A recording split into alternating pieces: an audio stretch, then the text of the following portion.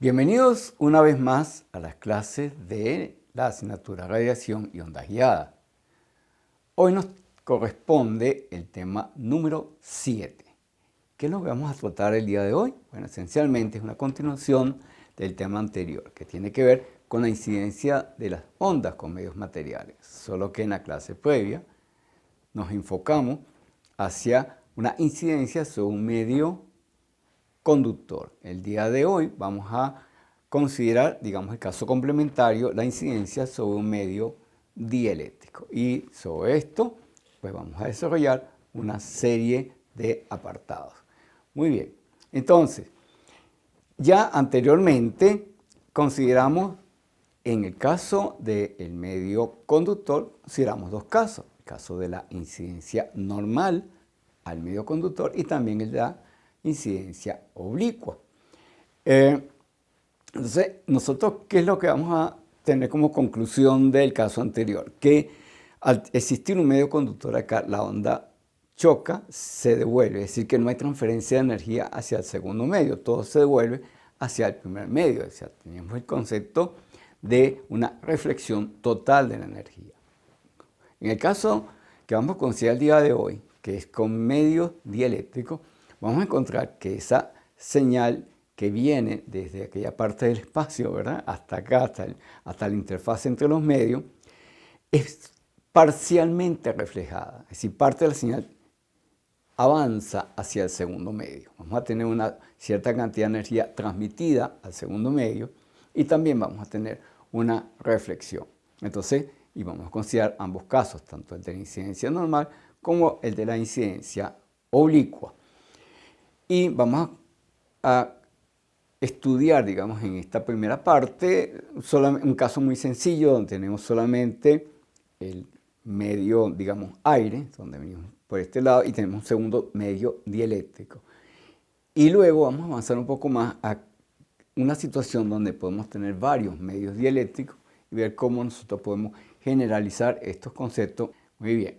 Entonces, en la pantalla hemos colocado un gráfico donde vamos a mostrar cuál es la geometría que vamos a estar utilizando en este caso. Fíjense ustedes entonces que hemos puesto en el gráfico, tenemos una onda incidente, en este caso vamos a considerar primera instancia incidencia normal. ¿Okay? Entonces tenemos una onda incidente SUI que llega a esta interfaz dieléctrica y tenemos que va a haber una onda reflejada SUR y tenemos adicionalmente parte de la energía que sigue, en este caso, hacia el segundo medio, que hemos denominado en la gráfica E'. Muy bien, a efectos de la fórmula necesitamos establecer pues, un sistema de ejes coordenados. Vamos a decir, igual que en ocasiones anteriores, que la propagación va a ser a lo largo del eje de la z, es decir, el eje de la z va a ser perpendicular a la interfaz y en el plano donde está la interfaz tenemos los ejes X y Y. ¿Qué otra cosa tendríamos por ahí pendiente? Bueno, no, simplemente vamos a ubicar el origen de este sistema de coordenadas justo en la interfaz. Así que entonces el valor de z igual a 0 corresponde a esa interfaz. Así que teniendo esto a mano, ya con este dibujo que estamos observando en pantalla, vamos a escribir cuál sería los campos. Ya sabemos, del lado izquierdo, en el medio 1, el campo total será la suma de la onda incidente y de la onda reflejada, que tendríamos entonces expresado como un valor E sub 0 i más, multiplicado por E a la menos J beta sub 1 Z, porque hemos dicho que la propagación es a lo largo del eje de la Z, más un valor diferente, en este caso, E sub 0 R, por E a la más J beta sub 1 Z, es decir, eso representa la onda que incide y la onda que se devuelve. Y en principio estamos diciendo que los valores E sub 0i y E sub 0r son diferentes. Luego tenemos el caso del campo magnético. El campo magnético en el medio 1, pues igualmente será la suma de la parte incidente y la parte reflejada, que al tomar, por supuesto, la operación rotor, en el caso de de la deducción para encontrar el campo magnético, pues entonces al final tendremos una expresión que me va a decir que esto va a ser igual al vector unitario en la dirección de la z, que es k, multiplicado por E sub 0i por E a la menos j beta sub 1 z sobre la impedancia intrínseca del medio 1 menos E sub 0r por E a la más j beta sub 1 z sobre beta sub 1. O sea, fíjense ustedes que es más o menos la misma secuencia que nosotros hemos utilizado en la clase previa, es decir, el campo eléctrico y el campo magnético. Pero ahora tenemos que considerar la condición de frontera. En el caso previo, en el caso del medio conductor, no existían campos del lado de allá de la frontera. O sea que el valor del campo total, tanto el campo eléctrico como el campo magnético, eran ceros dentro del conductor. Y eso me establecía, a su vez, una condición de frontera donde tenía que las componentes tangenciales del campo eléctrico eran nulas a ambos lados de la interfaz. La componente tangencial del campo magnético no era nula, ¿okay? Es decir, que tenía que el valor del campo magnético del lado de allá es cero, pero de este lado no es cero, y eso era compensado por la circulación de una corriente superficial. En este caso, la situación que tenemos difiere en lo siguiente. El segundo medio vamos a considerarlo que es un dieléctrico perfecto.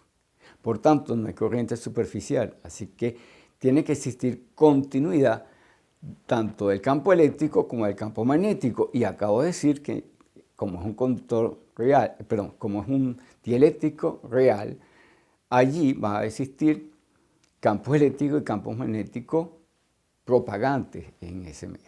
Muy bien, entonces ahora tenemos que escribir las ecuaciones para ese segundo medio. Entonces tendríamos que en el segundo medio tendremos que el campo E sub 2 de z simplemente consiste de una onda propagante. No hay onda reflejada aquí, así que entonces va a ser un valor E sub 0 prima, valor inicial del campo, por E a la menos j beta sub 2 z. Esta beta es distinta de la anterior, o sea, tenemos una beta 1 para el medio 1 y una beta 2 para el medio 2. Y en el caso del campo magnético, la situación es similar. Entonces, el campo magnético va a ser el vector unitario en la dirección de la z, producto cruz con E sub 0i, E a la menos j beta sub 2 z, dividido ahora por la impedancia intrínseca del medio 2, que por supuesto va a ser distinta de la del medio 1. Muy bien, entonces ahora, ¿qué es lo que tenemos que hacer? Vamos a hacer z igual a 0. Veamos la condición en la interfaz. Hemos dicho, esos campos eléctricos del lado de acá y del lado de acá tienen que ser iguales. Y también sucede lo mismo con los campos magnéticos. Tomemos esas dos fórmulas allí en el valor z igual a 0. Entonces tenemos estas fórmulas que están en pantalla. El valor del campo S1 en z igual a 0 va a ser igual a E sub 0i más E sub 0r y debe ser igual al valor del campo eléctrico E sub 2 en el mismo valor de z, o sea, en z igual a 0, que es igual a E sub 0', o sea, lo cual me establece entonces una relación entre E sub 0i y E sub 0r. Y en el caso del campo magnético estamos diciendo también lo mismo. En el caso del campo magnético hemos dicho que los campos deben ser continuos, por tanto el valor del campo magnético de un lado y del otro tienen que ser iguales. Así que H sub 1 en z igual a 0 será igual a E sub 0i dividido por la impedancia intrínseca del primer medio menos E sub 0r dividido por eta sub 1 igual al valor de la H sub 2 evaluada en z igual a 0, es decir, sería E sub 0' dividido ahora por la impedancia intrínseca eta sub 2. Y eso, detalle importante, pues va a ser un sistema de dos ecuaciones con dos incógnitas. ¿Cuáles son las incógnitas? E sub 0r y E sub 0'. Vale la pena mencionar algo, y es que estamos asumiendo que los medios con que estamos trabajando son medios lineales, isotrópicos y homogéneos. La única discontinuidad que habría es en la frontera, donde tengo justamente la interfaz, porque paso de un medio al otro, pero cada uno de los medios por separado son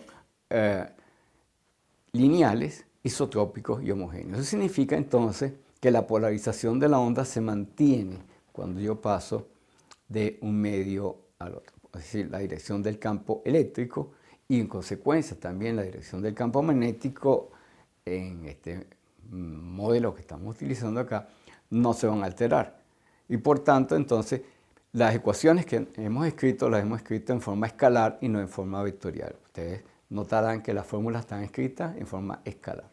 Bueno, diciendo lo anterior, tengo dos ecuaciones con dos incógnitas. Entonces, ¿qué es lo que vamos a tener acá? Vamos a tener, vamos a trabajar un poquito esas ecuaciones, nos quedaría entonces, eliminando los términos comunes, allí nos quedaría finalmente que E sub 0i sobre eta 1 menos E sub 0r sobre eta 1 va a ser igual a E sub 0i sobre eta 2 más E sub 0r sobre eta 2. ¿Okay? Y eso es porque, como nosotros vimos en las ecuaciones anteriores, pues nosotros vemos que en la interfaz el valor inicial en el segundo medio para el caso del campo eléctrico es la suma de los valores de su 0i y de su 0r. En tanto que para el caso del campo magnético pues es diferente. Entonces ahora jugamos un poco con los términos. Vamos a colocar los términos similares. Así que nos quedaría una segunda ecuación que me dice E sub 0i sobre eta 1 menos E sub 0i sobre eta 2 deberá ser igual a E sub 0r sobre eta 1 más E sub 0r sobre eta 2. Y entonces, ahora, si nosotros denominamos al cociente de la E sub 0r entre E sub 0i, lo denominamos coeficiente de reflexión visto desde el medio 1 y le damos la letra griega gamma. Gamma 1 sería entonces, al hacer todas estas cuentas, va a ser igual a la diferencia de las impedancias intrínsecas, eta 2 y eta 1, sobre la suma de ellas. Y a su vez también, si yo divido el valor del campo eléctrico transmitido con respecto al valor incidente, es decir, si yo divido E sub 0' entre E sub 0i, eso va a ser el coeficiente de transmisión. Y le vamos a dar a él la letra latina T. O sea que T sub 1 va a ser el coeficiente de transmisión y gamma 1 va a ser el coeficiente de reflexión. Ambos vistos desde el medio 1. ¿Okay? Por eso que le pusimos ese subíndice. Y el valor de T1 va a ser 2 eta 2 sobre la suma eta 2 más eta 1. ¿Okay? Muy bien, entonces ahora, ya que tenemos una definición de estos coeficientes de transmisión y coeficientes de reflexión obtenidos de la lámina previa, vamos a hacer una pequeña modificación en las fórmulas del campo eléctrico y por supuesto del campo magnético a partir de los resultados que ya tenemos. Vamos a hacer lo siguiente. En la primera fórmula donde tendríamos el campo eléctrico en el medio 1, cuya expresión era E sub 0i por E a la menos j beta sub 1 z más E sub 0r por E a la más j beta sub 1 z, le vamos a agregar y restar un término que va a ser E sub 0r por E a la menos j beta sub 1 z. Lo sumo y lo resto. Eso significa entonces que la suma no se altera, pues sumo y resto la misma cantidad. Pero ahora lo que voy a hacer es que voy a sacar factor común a algunos elementos. En el primer caso voy a sacar factor común la exponencial E a la menos j beta sub 1 z. ¿Bien? O sea, junto los términos que tienen la misma exponencial y me queda entonces como coeficiente E sub 0i más E sub 0r como coeficiente de la exponencial E a la menos j beta 1 z. Y en el otro caso, en la cantidad restante, voy a sacar factor común E sub 0r. Y me va a quedar como argumento de E a la j beta sub 1 z menos E a la menos j beta sub 1 z. Bien, esa última parte que yo acabo de narrar, esa diferencia de exponenciales, me produce, es una función trigonométrica. De hecho, me produce una función seno. ¿Bien? Y la suma E sub 0i más E sub 0r que yo he mencionado anteriormente correspondería a el valor inicial de la tensión perdón, del campo eléctrico en el segundo medio. Así que entonces, finalmente, esta expresión se reduce a lo siguiente. El campo eléctrico total en el medio 1 va a ser igual a el valor inicial E sub 0i por el coeficiente de transmisión T sub 1 por E a la menos J beta sub 1z más E sub 0i por el coeficiente de reflexión, en este caso, gamma sub 1, que multiplica a 2J seno de beta sub 1z. ¿Okay? Eso para el medio 1. Y en el medio 2 tengo que el resultado es, sustituyendo también el coeficiente de transmisión, ahí me quedaría E sub 2 de z va a ser igual a E sub 0i por el coeficiente de transmisión T sub 1 por E a la menos J beta sub 2, en este caso z. Comparemos esas dos expresiones y veamos lo siguiente. Lo que ocurre es que el campo eléctrico total en el medio 1 está constituido de dos partes. Una primera parte que es idéntica a la segunda expresión, a la del medio 2. Es decir, tengo una onda que se propaga transparentemente a través de ambos medios con amplitud E sub 0i T sub 1, ¿verdad? Fíjense que aparece el mismo coeficiente en las dos ecuaciones. Lo único que cambia es la constante de propagación, que en un caso es beta 1 y en el otro es beta 2. Pero la amplitud es la misma, es decir, consta de una onda que pasa transparentemente a través de los dos medios.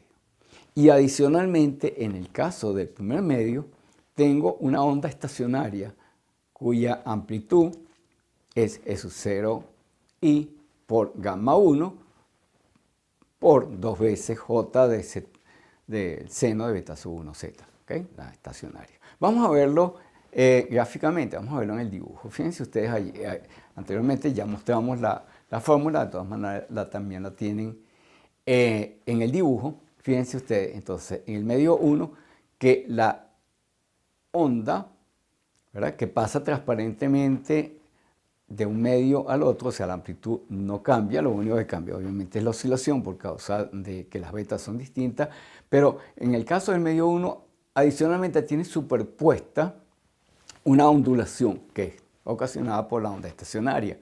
Así que la estacionaria existe solamente en el medio 1. En el medio 2 no existe onda estacionaria. La onda pasa, mantiene una amplitud constante, E sub 0i por T sub 1, por su constante de fase, pero en el medio 1 tenemos esas dos componentes que yo acabo de mencionar. Tengo una onda propagante más una onda estacionaria.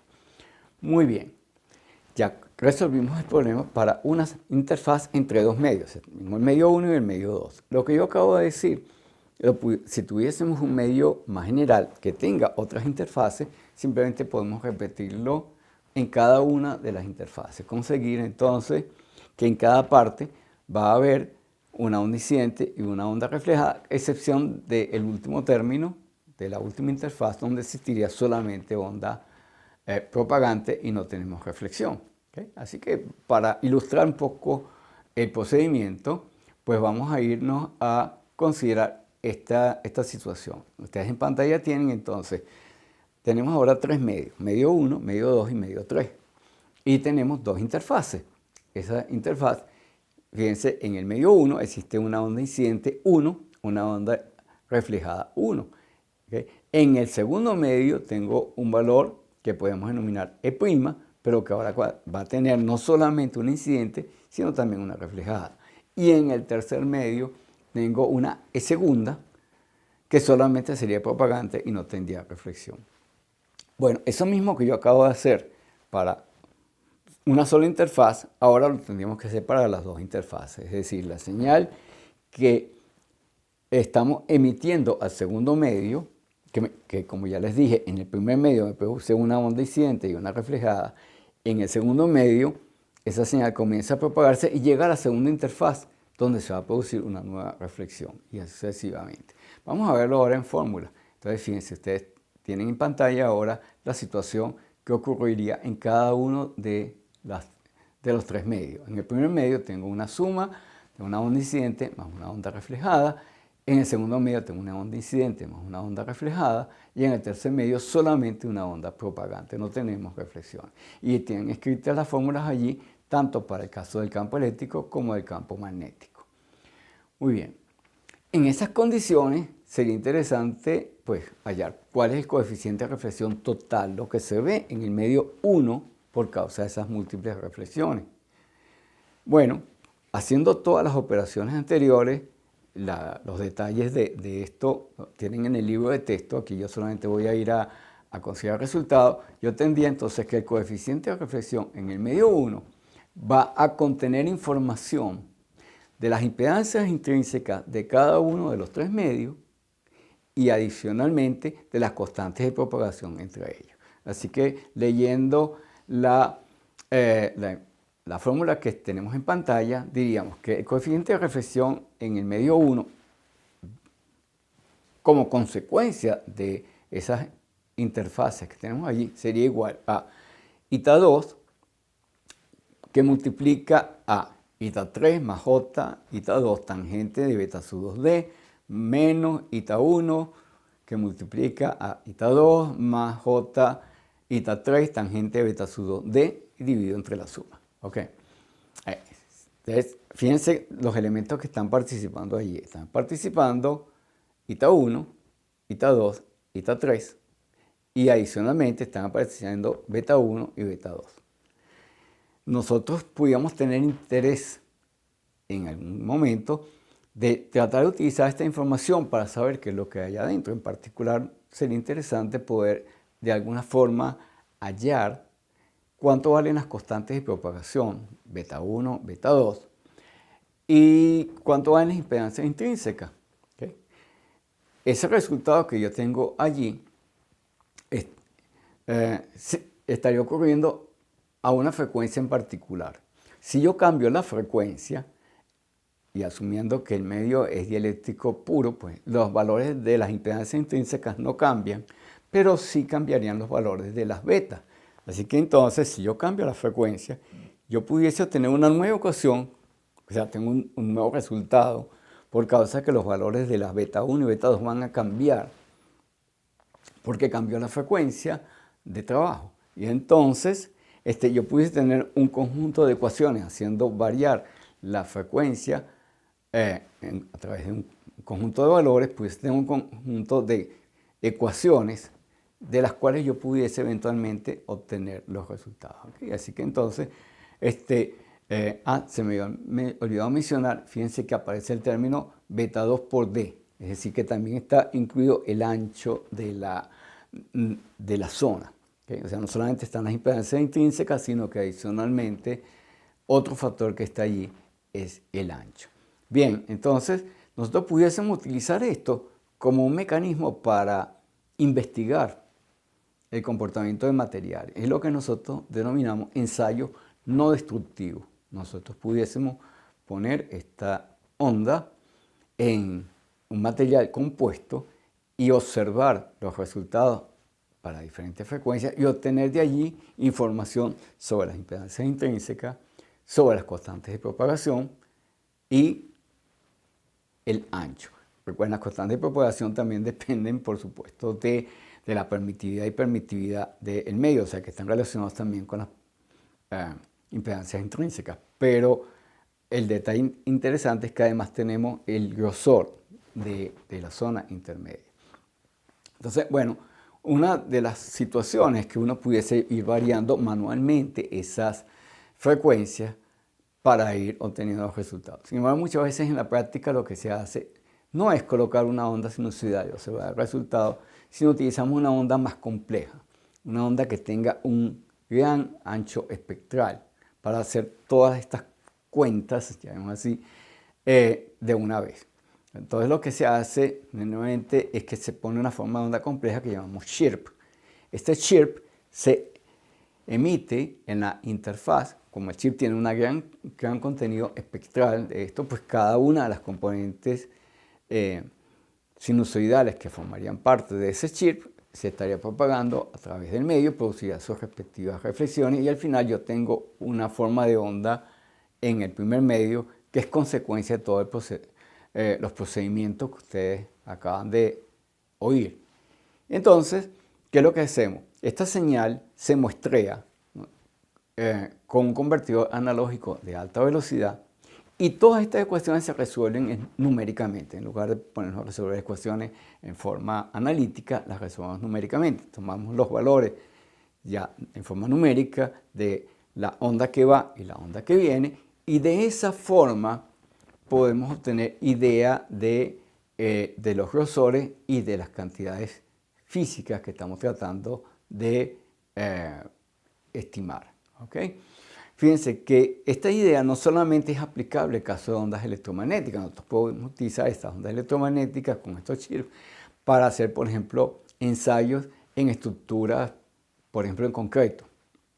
¿Okay? Entonces nosotros pudiésemos observar un eco que viene justamente de estas reflexiones cuando hay los cambios de medio, y pudiésemos observar, digamos, si una pared está fracturada, si hay cambios, ese tipo de cosas. Igual también es aplicable no solamente el caso de ondas electromagnéticas, sino también, por ejemplo, para el caso de ondas acústicas. Y hoy día se utiliza una técnica de la cual ustedes habrán oído hablar mucho, que es la ecosonografía. Así que entonces eso se puede utilizar, por ejemplo, con ondas de sonido, en este caso de ultrasonido, para investigar sobre el cuerpo humano. Podemos meter estas señales aquí, podemos ver, entre comillas, a través del sonido, qué es lo que ocurre dentro de nuestro cuerpo. Y el caso más común que habrán visto es el caso de la ecosonografía para el caso de estudiar los fetos en el vientre materno, pues como todavía los niños no han nacido. Muy bien, entonces ya hemos considerado el caso ideal, un medio perfectamente dieléctrico, y donde acabamos de mencionar pues todo el proceso de cómo es que la señal incide y se devuelve también. ¿Bien? ¿Qué pasa si el medio no es tan ideal? Si el medio es parcialmente conductor. Bueno, pudiésemos hacer el mismo procedimiento y finalmente obtener un coeficiente de reflexión, de nuevo relacionando la onda reflejada con la onda incidente, solo que ahora la impedancia del segundo medio ya no va a ser la impedancia intrínseca, porque como hemos visto en clases anteriores, cuando el medio es parcialmente conductor, ya la impedancia que tenemos puede variar con frecuencia y le damos nuevamente el nombre de impedancia de onda. Así que entonces tendríamos, por ejemplo, una expresión para el coeficiente de reflexión en el medio 1, que sería igual a Z2 menos η1 sobre Z2 más η1, donde esta Z2 es la impedancia de onda en el medio 2, como consecuencia justamente de que el medio es parcialmente conductor. Muy bien, en el mismo caso, si el medio es estratificado, pues tenemos que tomar en cuenta de que ahora también nuestro coeficiente de propagación de la onda ya no va a ser simplemente beta, sino que va a ser una cantidad compleja.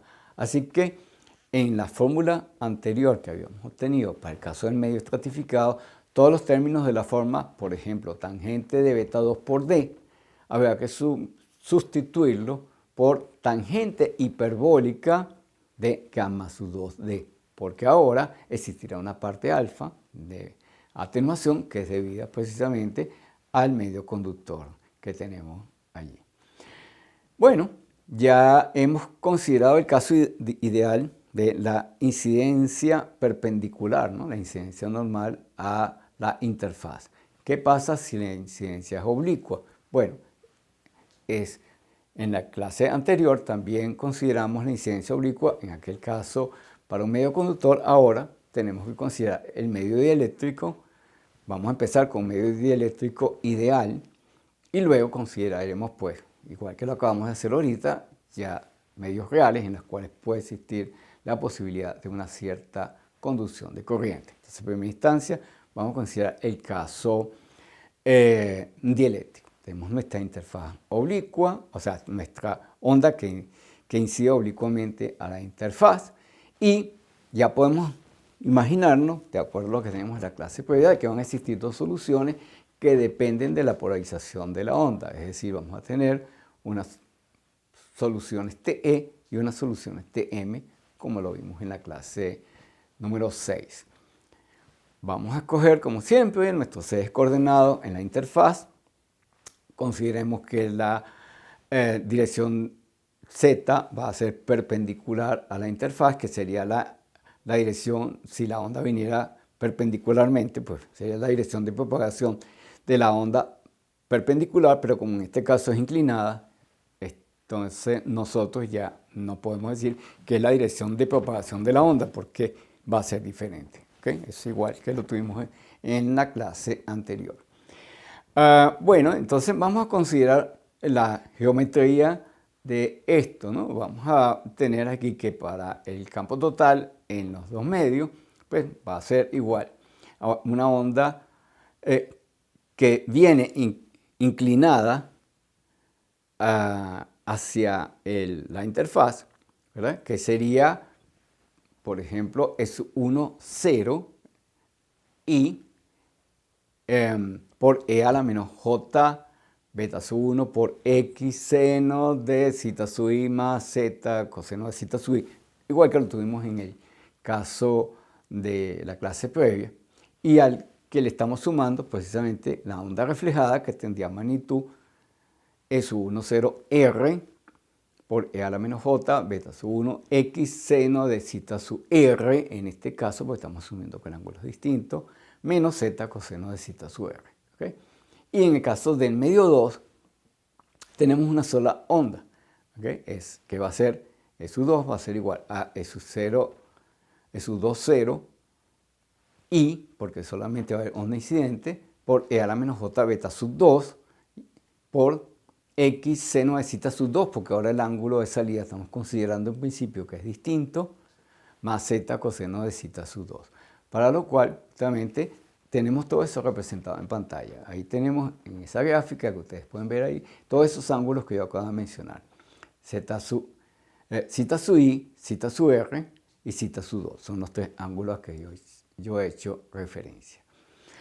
Como decíamos, debemos tener dos soluciones que dependen de los campos, de la orientación del campo eléctrico o del campo magnético respecto a la interfaz. En la gráfica yo he colocado precisamente el caso que nos produce un modo TE, transversal eléctrico. Es decir, yo he considerado que el campo eléctrico, en este caso, es paralelo a la interfaz. Y como yo estoy viendo esto de lado, el campo eléctrico está saliendo de la pantalla. Por eso que no está representado el campo eléctrico en ese dibujo, porque está saliendo de la pantalla. Y lo que estoy observando son los campos magnéticos, ¿ok? Incidente y reflejado. Sobre todo lo hemos mostrado para la onda incidente reflejada en medio 1, pero igualmente el campo magnético también debería también estar representado en ese mismo plano en el caso de la onda del medio 2. Muy bien, entonces vamos a volver sobre la condición de frontera. Hemos dicho, el medio 1 es dieléctrico, el medio 2 es dieléctrico, debe existir continuidad de los campos eléctricos y magnéticos en la frontera. Bueno, entonces los campos tangenciales. Entonces, bueno, en el caso del campo eléctrico tendríamos que, haciendo z igual a 0 para considerar la frontera, tendríamos que es 1, 0i por e a la menos j beta x por el seno de zeta sub i, ya que recuerden, estoy haciendo z igual a 0, más es 1, 0r por e a la menos j beta sub 1, porque la beta es la misma, está en el mismo medio, por x seno de zeta sub r tiene que ser igual ahora al campo eléctrico tangencial en el medio 2, es decir, que tendría que ser E sub 2, 0i por e a la menos j beta sub 2 por x seno de zeta sub 2. Es decir, que hemos incluido todos los ángulos en esa expresión porque lo único que hemos hecho es hacer z igual a 0. Sin embargo, el detalle importante, por la condición de frontera, esos valores tienen que ser los mismos para cualquier valor de z. Y eso entonces nos obliga a que, por ejemplo, si hacemos x igual a 0, tenemos una simplificación de esa fórmula. Significaría que en el valor de x igual a 0, E sub 0i más E sub 0r tiene que ser igual a E sub 2, 0, I. ¿Okay? Es decir, que tenemos una expresión muy similar a la que tendríamos para el caso de incidencia perpendicular. Es decir, que el campo eléctrico en el segundo medio va a ser la suma de los campos incidentes y reflejados justo en la frontera. Muy bien, ahora sigamos con la fórmula que acabamos de tener para cualquier valor de x. Bueno, primero entonces vamos a sustituir eso que acabamos de obtener en este momento. Tendríamos entonces que E sub 1, 0i por e a la menos j beta sub 1 x seno de zeta sub i más E sub 1, 0 r por e a la menos j beta sub 1 x seno de zeta sub r tiene que ser igual a la suma, esta es 1, 0i más sub 1, 0r por e a la menos j beta 2, que multiplica a x por seno de zeta sub 2. Y eso se tiene que cumplir para cualquier valor de x. Como decíamos anteriormente, estoy asumiendo medios lineales isotrópicos y homogéneos, por tanto, no va a haber cambio en la dirección de los campos eléctricos, así que esa ecuación que es vectorial aquí, la puedo convertir a una ecuación escalar, que es la siguiente que ustedes tienen en pantalla, es decir, la misma de arriba, que antes era vectores, ahora son escalares. Y como eso tiene que cumplir para cualquier valor de x, significaría entonces que las exponenciales tienen que ser las mismas en todos los casos. Así que entonces esto establece una condición, me dice que sacando factor común y cancelando ambos lados, me quedaría que la suma de las exponenciales sería e a la menos j beta sub 1 x seno de zeta sub i más el coeficiente de reflexión gamma sub 0, aquí, por e a la menos j beta sub 1 x seno de zeta sub r va a ser igual a la suma 1 más gamma 0, que sería el coeficiente de transmisión ahora, por la exponencial correspondiente en el medio 2. Y como les decía, para que eso se cumpla para cualquier valor de x, es necesario que beta sub 1 por el seno de zeta sub i sea igual a beta sub 1 por el seno de zeta sub r, y tiene que ser igual a beta sub 2 por el seno de zeta sub 2. La primera cosa que tenemos acá, con la primera igualdad, es que eso significaría que zeta sub i es igual a zeta sub r. Es decir, que similarmente a lo que hemos tenido para el caso del medio conductor, el ángulo de reflexión es igual al ángulo de incidencia. Si la onda pega en el material y se refleja con el mismo ángulo. Sin embargo, en el segundo medio el ángulo es diferente. Ahora, analicemos los resultados. Fíjense que si analizamos la primera expresión que tenemos allí, nos dice en la primera ecuación que al igual que en el caso del conductor ideal, el ángulo de incidencia y el ángulo de reflexión son iguales. Sin embargo, la segunda parte nos dice lo siguiente, que la onda que se transmite al segundo medio se propaga con un ángulo de inclinación diferente, que en este caso viene dado por la expresión seno de zeta sub 2 igual al cociente de beta 1 entre beta 2 por el seno de zeta sub 1. Así que entonces, dependiendo no solamente del valor del ángulo de incidencia, zeta 1, sino también de los valores de las betas en ambos medios, tenemos un resultado distinto para el ángulo de emergencia. ¿Okay? Esa condición, ese fenómeno que estamos observando en este momento, ese cambio en el ángulo de la señal transmitida, es lo que vamos a denominar refracción. Y entonces le vamos a dar el nombre a esta onda. En el segundo medio le vamos a denominar onda refractada. Como en el primer caso teníamos una onda reflejada en el medio, ahora también tenemos una onda refractada. Bueno, detalle importante es que si hacemos igualmente la comparación con el caso conductor, tenemos entonces que dependiendo de la polarización también tendremos resultados distintos. Y por ejemplo, si la onda incidente viene con un campo eléctrico paralelo a la interfaz, el resultado va a ser una onda TE. ¿Okay? Entonces,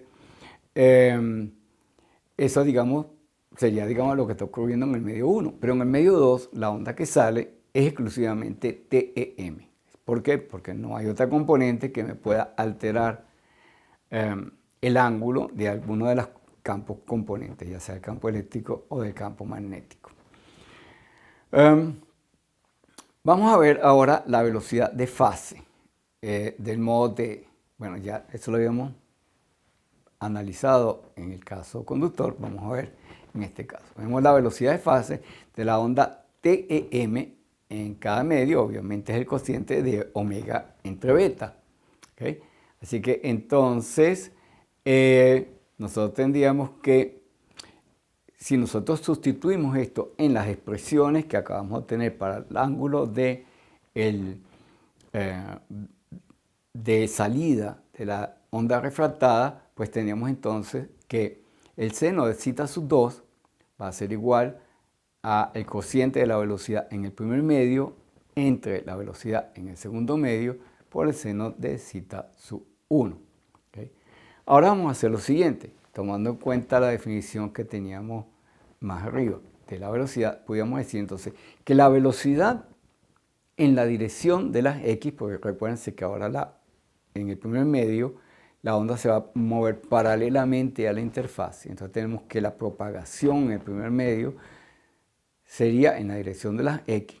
Entonces, la velocidad a que se está propagando la onda en el primer medio, la velocidad de fase, sería omega entre beta sub 1 por el seno de zeta sub 1 para el primer medio. ¿Okay? Que también va a ser igual a omega entre beta sub 1 por el seno de zeta sub r, que además ya hemos visto que son iguales. Pero que adicionalmente, y con los resultados que acabamos de tener en este momento, tendríamos que ser igual a omega dividido por beta sub 2 seno de zeta sub 2. Y eso sería la velocidad de fase en el segundo medio, paralelamente a la dirección de las X. ¿Qué quiere decir esto? Que la velocidad de fase en la interfaz tiene que ser igual en los dos medios para que haya coherencia de fase entre las dos ondas. Tengo una onda que entra por aquí al medio, se refleja, y tengo una que sale por aquí. Pero la componente velocidad en la dirección paralela a la interfaz tiene que ser la misma para las dos ondas. Muy bien. Vamos a hallar los coeficientes de reflexión y de transmisión para este segundo caso. Bueno, seguimos más o menos la misma metodología que hemos descrito anteriormente. Así que entonces escribiríamos la expresión para el caso del campo magnético H sub 1, ahora tomando en cuenta estas condiciones que acabamos de mencionar, es decir, sumamos el campo magnético para el medio 1, que tiene dos componentes, ¿verdad? Una debido a la onda incidente y otra debido a la onda reflejada, y lo vamos a igualar a el campo magnético en el medio 2, justo en la interfaz, porque habíamos dicho que había continuidad en los dos medios porque no hay corriente circulante. ¿Okay? Así que el detalle importante en este caso es que estos campos, debido a que el campo eléctrico es paralelo a la interfaz, su vector unitario está en la dirección, por ejemplo, en la dirección de las Y, entonces el campo magnético va a tener componentes tanto en la dirección de las X como en la dirección de las Z, ¿verdad? Que van a venir dados por sus cosenos directores. En el caso del primer medio, esto significaba que el campo magnético iba a tener pues, una componente en la dirección de propagación que era justamente lo que daba la condición de que ese modo no era TM, sino que era TE. Muy bien, vamos a ver ahora la situación entonces de estas componentes. Tenemos tres expresiones para el campo magnético. Tenemos el campo magnético incidente en el medio 1, el campo magnético reflejado en el medio 1 y el campo magnético incidente en el medio 2, no hay campo reflejado. Y vamos a expresarlo pues, en términos de sus componentes, tanto en la dirección de las X como en la dirección de la Z, como ustedes pueden observar en pantalla.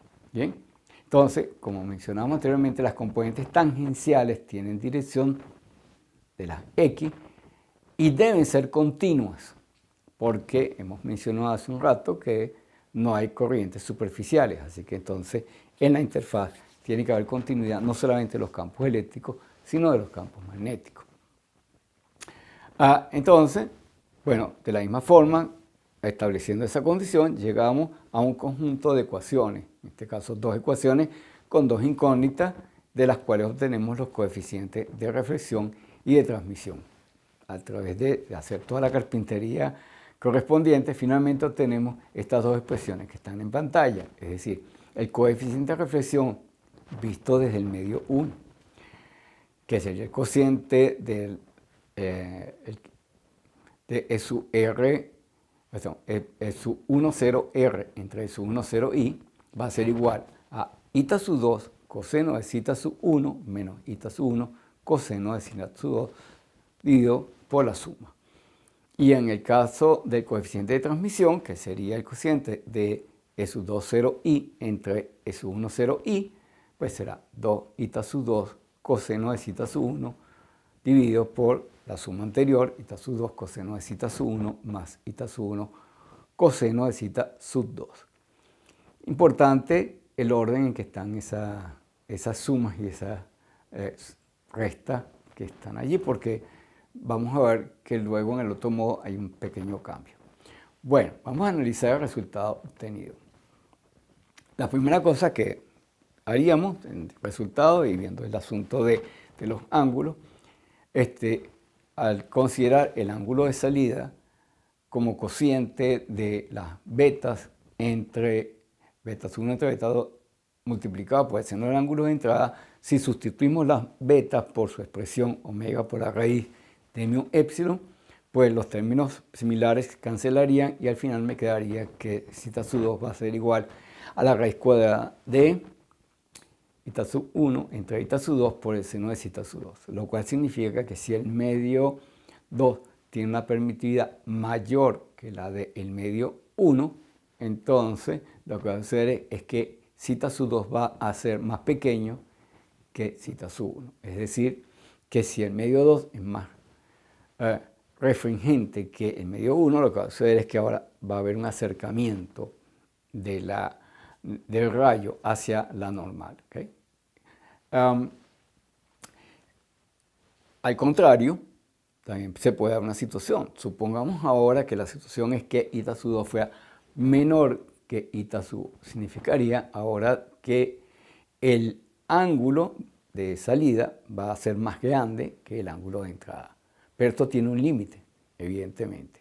¿Qué sucede si el valor de eta sub 2 con respecto, o sea, eta sub 1 con respecto a eta sub 2 sea igual a el inverso del ángulo de ataque, de seno de zeta sub 1? Pues lo que va a suceder es que el resultado va a ser 1, o sea, seno de zeta sub 2 va a ser igual a 1, o sea que zeta sub 2 será igual a 90 grados. Más allá de esto, si el ángulo de entrada continúa incrementándose, ya no hay posibilidad de que haya transmisión hacia el segundo medio. ¿Okay? O sea que lo que va a suceder en estas condiciones es que se va a producir una situación de ángulo crítico. Hay un valor más allá del cual no hay posibilidad de transmitir energía al segundo medio. Lo que va a haber es una reflexión total. ¿Okay? Entonces, esto que nosotros tenemos allí lo hemos mostrado, por ejemplo, en este gráfico que está en pantalla. Nosotros tenemos allí, fíjense ustedes que en el segundo medio no hay rayo. El rayo en estas condiciones se produce una reflexión total como si fuera un espejo. La señal que llega allí se refleja totalmente. Y hago el comentario entonces que este efecto se puede aprovechar en distintos dispositivos. Es posible reemplazar un espejo simplemente por un medio dieléctrico, siempre y cuando el ángulo sea mayor que el ángulo crítico, por lo cual tenemos que escoger adecuadamente los valores de eta 1 y de eta 2. Bien, por ejemplo, esto se ha utilizado en algunas ocasiones para reemplazar los espejos en algunos dispositivos, por ejemplo, en los binoculares. Entonces, en lugar de tener espejos para cambiar el ángulo de dirección de los rayos de luz ahí, se utilizan prismas. Entonces, la luz que entra al prisma, en una de las caras entra normalmente, no hay problema con esto. La señal entra y continúa hasta la pared siguiente del prisma que está inclinada. Y si el ángulo es tal que es mayor que el ángulo crítico, va a haber una reflexión total. Así que la luz que entró por aquí sale por aquí como que si aquí hubiera un espejo.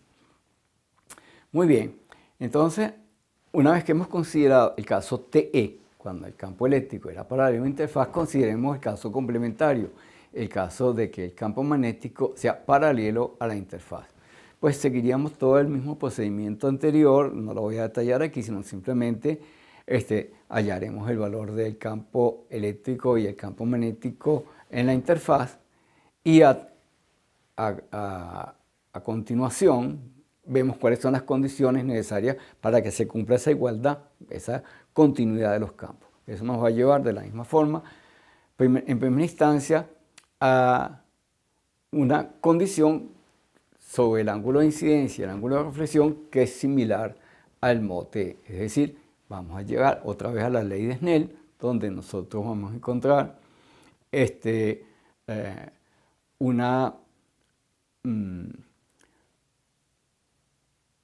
el ángulo de incidencia y el reflejado son igual, y el ángulo de transmisión hacia acá va a ser igual al cociente de las betas, como siempre, multiplicado por el seno del ángulo de incidencia. Es decir, que eso no ha cambiado. ¿Qué es lo que cambia aquí? Por el hecho de que yo haya cambiado la polarización, de que yo haya cambiado la dirección del campo eléctrico, de que ahora sea el campo magnético del paralelo de interfaz.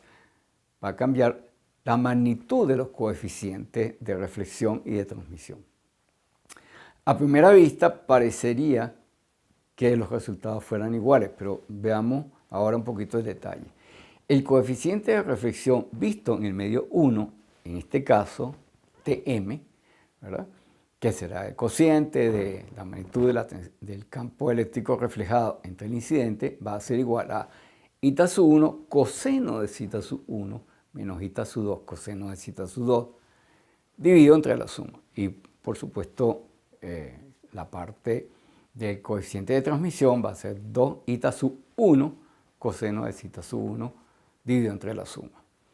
¿Qué significa esto para nosotros? Bueno, existe, igual que en el caso anterior, ¿verdad?, tienen ustedes en la lámina, tienen la dirección de los campos. Fíjense que en este resultado igualmente tenemos los tres ángulos, pero fíjense que ahora es el campo eléctrico el que presenta componente longitudinal, además de componente transversal. Les decía entonces en este caso que si nosotros analizamos esto, igualmente va a existir la posibilidad de un ángulo crítico en el cual se puede dar una reflexión. Acabamos de analizar, digamos, estos resultados, saquemos conclusiones. La primera cosa que tendríamos, obviamente, en el medio 1, que tenemos la onda incidente y la reflejada, pues al final vamos a tener un modo inhomogéneo. Ese modo inhomogéneo es un modo Tm. ¿Por qué? Porque las componentes de campo eléctrico que están en la dirección de propagación hacen entonces que no se mantenga la condición de perpendicularidad para el caso del campo eléctrico. Así que solamente me queda el magnético. Y recuerden, la dirección de propagación en el caso del medio 1 es paralelo a la interfaz. Es en la dirección del eje de las X. Muy bien, ahora vamos a ver respecto de los coeficientes que acabamos de calcular, es decir, el coeficiente de reflexión y el coeficiente de transmisión. Bueno, la primera cosa que nos puede ocurrir, aparte de lo que obtuvimos de la ley de Snell, donde existe un ángulo crítico más allá del cual nosotros no tenemos transmisión al segundo medio, sino que lo que tenemos es reflexión total, también hay una cosa adicional en este momento, y es justamente que si nosotros analizamos las ecuaciones del coeficiente de reflexión para el caso del modo TM, existe la posibilidad de tener un coeficiente de reflexión nulo. Es decir, que nosotros tendríamos, en este caso, que tendríamos una transmisión total hacia el segundo medio. En esas condiciones,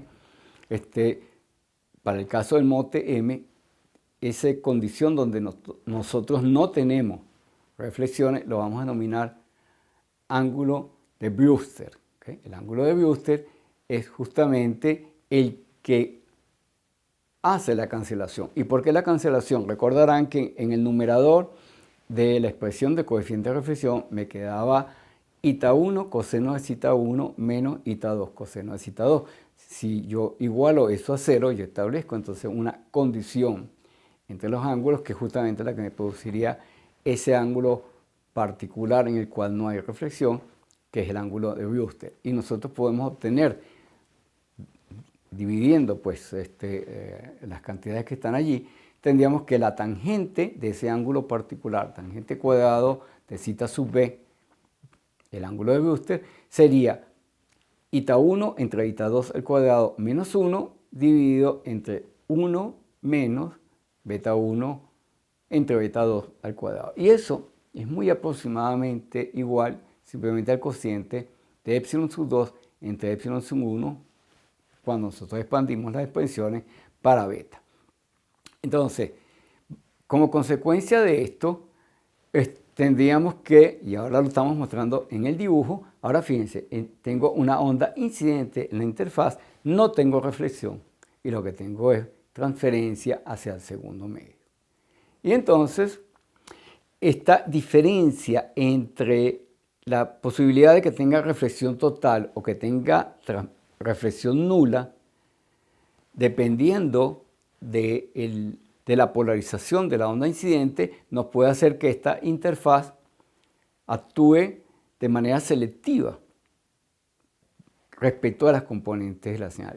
Supongamos entonces que la señal de entrada tuviera polarización circular, es decir, donde tanto el campo eléctrico como el campo magnético en algún momento pueden ser tangentes a la interfaz y por tanto tenemos modos TE y TM. Lo que puede suceder es que si estoy en la condición de ángulo de Brewster, tendríamos entonces que no habría reflexión para uno de los modos, en este caso para el modo TM, pero para el modo TE sí hay reflexión. Entonces, eso decimos que esa interfaz es polarizante.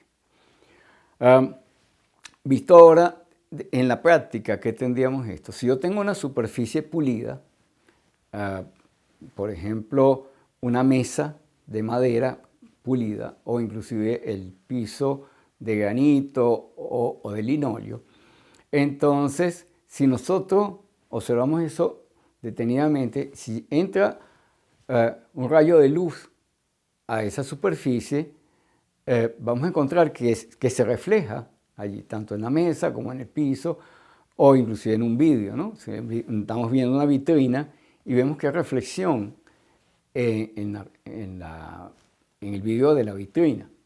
Pero esa reflexión está polarizada por lo que yo acabo de mencionar. Es decir, si la luz que está entrando y que incide en la superficie reflectora va a entrar con polarización circular y entonces la superficie, por ser polarizante, porque estamos en la condición del ángulo de Brewster, lo que sucede es que el reflejo que nosotros tenemos allí va a estar polarizado. La señal que nosotros tenemos allí es la señal TM. La señal TE, porque la señal TM queda anulada, ¿verdad? Pues estoy en el ángulo de Brewster. Entonces, ahora yo estoy observando una imagen, ¿verdad?, que viene de esta reflexión en la superficie polarizante, pero que tiene una dirección particular del campo eléctrico y nosotros pudiésemos aprovechar esto para algunas situaciones prácticas. Por ejemplo, si yo utilizo ahora un filtro Polaroid que es sensible a la polarización de la luz, evidentemente, como su nombre lo indica, nosotros pudiéramos orientar el Polaroid de manera de cancelar totalmente las reflexiones. Eso, por ejemplo, lo utilizamos muchas veces en fotografía. Si yo tengo que tomar una fotografía y hay un vídeo, hay un ventanal donde tengo una reflexión fuerte, yo pudiese utilizar un filtro de estos para eliminar las reflexiones en el vídeo y poder observar la imagen que me viene desde dentro de la habitación donde está ese vídeo, pues, ahí. Entonces, esa es una aplicación práctica de estos conceptos.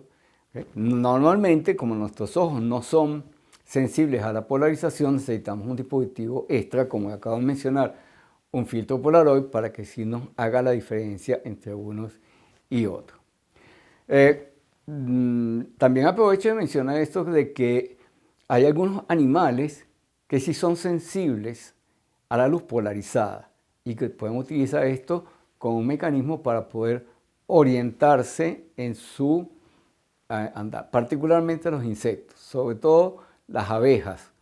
Las abejas son sensibles a la luz polarizada, no es la única, hay otros insectos que también son sensibles a la luz polarizada y ellos utilizan esto, entre otras cosas, para orientarse y poder conseguir no solamente, obviamente, su panal de abeja a la vuelta, sino también porque la luz solar, cuando incide en las flores, ¿verdad? Esa luz que es reflejada desde las flores es polarizada. Entonces, la abeja utiliza eso para saber cuáles son las flores que están maduras, de las cuales van a tener polen y las cuales pueden utilizar para recolectarlo y llevar ese polen a la colmena, ¿no? Entonces, es un caso de la vida diaria donde hay animales que sí son sensibles a la luz polarizada y que pueden utilizar esto como información para su vida. ¿Okay? Nosotros los humanos, nuestros ojos no tienen esa capacidad para discriminar la luz polarizada de la luz con polarización circular. Nosotros aparentemente nos da lo mismo una fuente o la otra, y solamente cuando ocurre una situación como la que yo acabo de describir, donde estoy utilizando un elemento externo como un filtro Polaroid, es cuando nosotros nos damos cuenta que efectivamente sí la luz puede tener una dirección de polarización y que es distinto el resultado dependiendo de la orientación del filtro. Eso yo he tratado de ilustrar con esta lámina. Fíjense ustedes allí, he colocado una interfaz polarizante.